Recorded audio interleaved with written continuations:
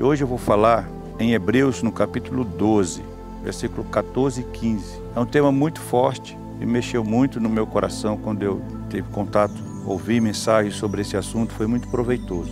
Vou falar sobre a amargura. Procurem viver em paz com todos e busquem a santificação, sem a qual ninguém verá o Senhor. E cuidem para que ninguém fique afastado da graça de Deus e que nenhuma raiz de amargura brotando cause perturbação e por meio dela muitos sejam contaminados. Raiz de amargura. A amargura é uma coisa assim terrível.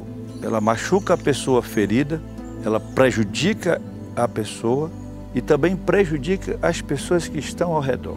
O que é impressionante é como muitas pessoas na igreja têm a tendência de esconder o seu problema e não tratá-lo. E uma outra coisa grave é que às vezes o agressor, a pessoa que nos fez sofrer, que nos atingiu com sua conduta, ela vai na presença de Deus, ela pede perdão, ela se acerta e fica bem. E o amargurado fica sofrendo. A exemplo disso eu queria trazer à memória a história de Aitofel, que está em 2 Samuel, no capítulo 12, capítulos 16, 17 e segue. Aitofel, lembra você? Ele era conselheiro de Davi. Aitofel é um excelente conselheiro. Ele era uma pessoa que Davi respeitava muito e até temia.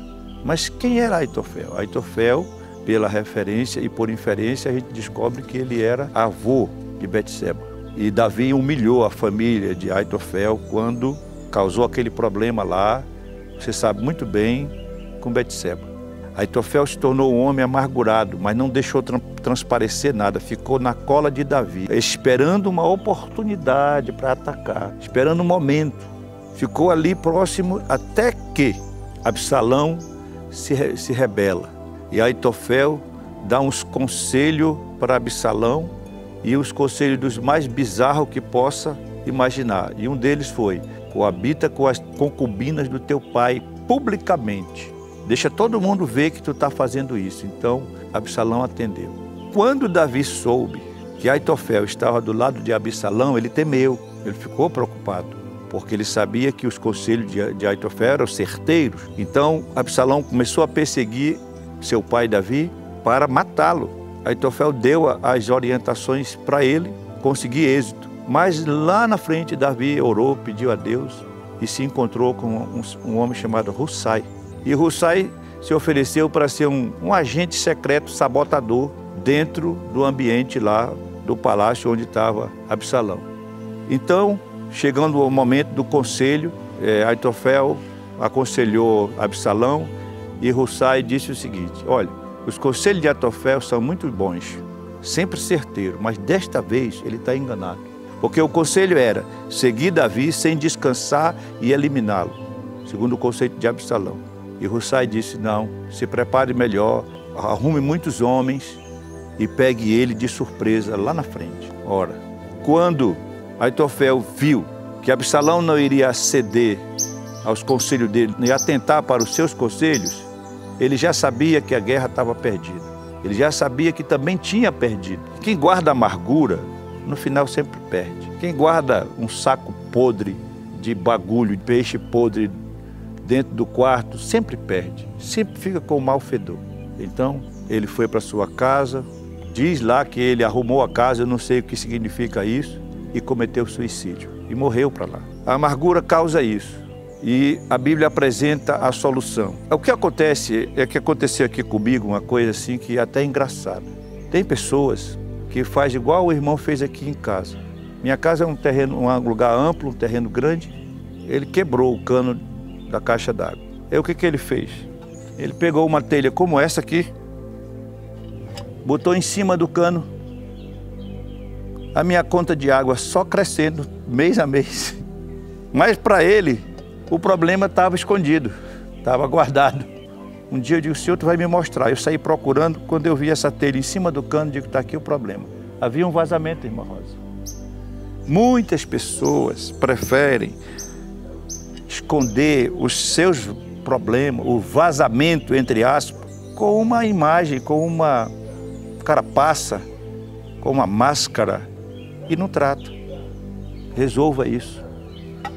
Tape o vazamento. Porque à medida que você deixa isso, aumenta a conta, aumenta o prejuízo. Vai trazendo enfermidade, vai prejudicando as pessoas que estão ao lado, é ou não é? Vai prejudicando um e outro. Eu me lembro que eu tratei com uma irmã e tudo era culpa de todos. Como meus conselhos já chegaram no limite, eu enviei para uma terapia. Os terapeutas cristãos, bem organizados. Na primeira sessão ela descobriu, estava tudo dentro de mim. Não era culpa dos outros. Então eu quero dar uma palavra.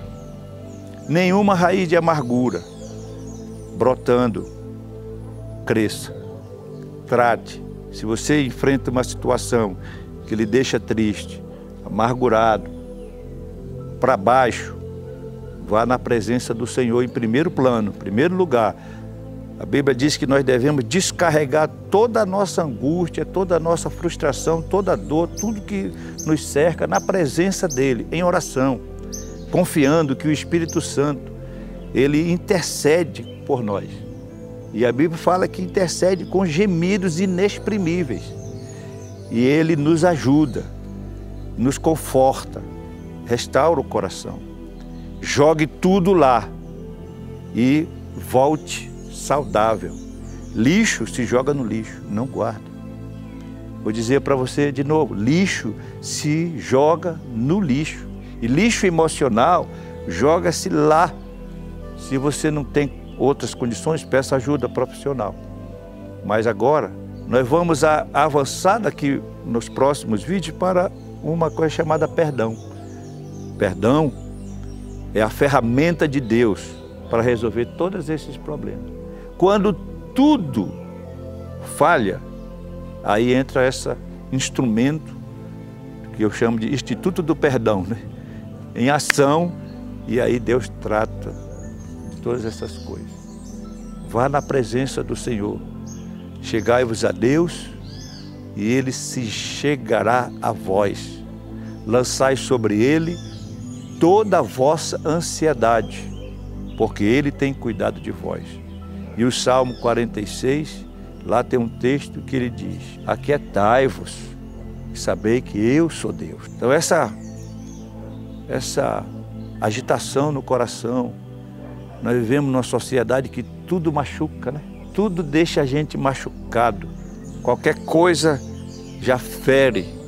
Peça ao Senhor que lhe dê uma couraça forte, uma estrutura forte, um coração firme, inabalável, e que a glória do Senhor venha sobre a tua vida e te abençoe e te faça prosperar. Que o Espírito Santo de Deus esteja bem próximo de você e os ouvidos abertos para ouvir sua voz e o seu comando transforme você num vencedor. Que Deus abençoe, em nome de Jesus. Amém.